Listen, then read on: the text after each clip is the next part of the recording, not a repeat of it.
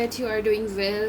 So आज से हम अपनी 3 मिनट सीरीज़ का जो आगाज़ है वो करने लगे हैं, जिसमें मैं आपको बताऊंगी कि अमेरिका और चाइना में क्या इश्यूज़ हैं, ट्रेडिंग क्या है, वर्ल्ड रेवोल्यूशन किस तरह आई थी, स्टेट के रिलेशंस क्या हैं, अलाइंसेस किस तरह बनती हैं, क्या थ्योरीज़ हैं, क्या पर्सपेक्टिव है। और we start with Saudi Arabia and the Middle East and the Iran. तो आज हम डिस्कस करेंगे ईरानियन रेवोल्यूशन क्या है, और ईरान पहले प्रो अमेरिकन था, बाद में एंटी अमेरिकन कैसे हो गया, और इसके साथ साथ ईरान पे जो सैंक्शंस हैं वो कौन कौन सी हैं। तो let's start with the Iranian revolution. Iranian revolution जो है 1979 में आई, और बहुत इंटरेस्टिंग बात है कि इससे पहले ईरान जो है वो प्रो अमेरिकन था, और इसके बाद ईरान जो है वो एंटी अमेरिकन हो गया।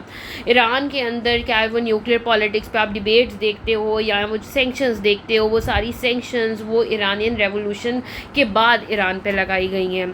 अब एक्चुअली इस इवेंट में एक्चुअल में ईरान के अंदर जो मोनार्की थी उसको ओवरथ्रोन कर दिया गया था।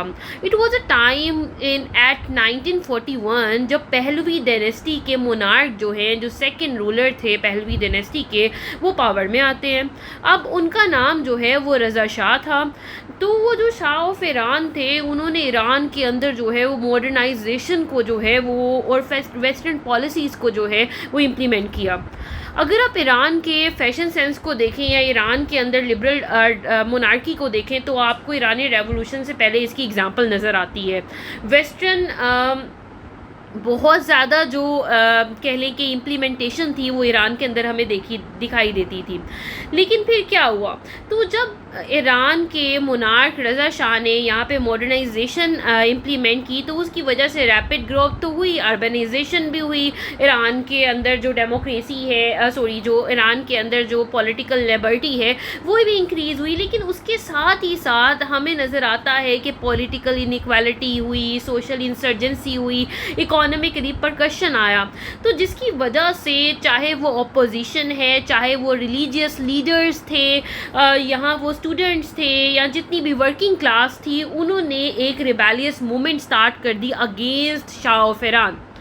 उस टाइम पे जो अपोजिशन में थे लीडर, इस्लामिक जो प्रिंसिपल्स को जो अप्लाई करना चाहते थे इस ईरान के अंदर, उनका नाम था आयतुल्लाह रूहुल्लाह खुमैनी। ठीक है, तो खुमैनी ने क्या किया, उन्होंने जो है इस्लामिक एजेंडा, इस्लामिक बैलम को जो है वो ईरान के अंदर जो है वो अप्लाई किया, जिसके रिज़ल्ट में उन्हें वाइड स्प्रेड सपोर्ट मिला।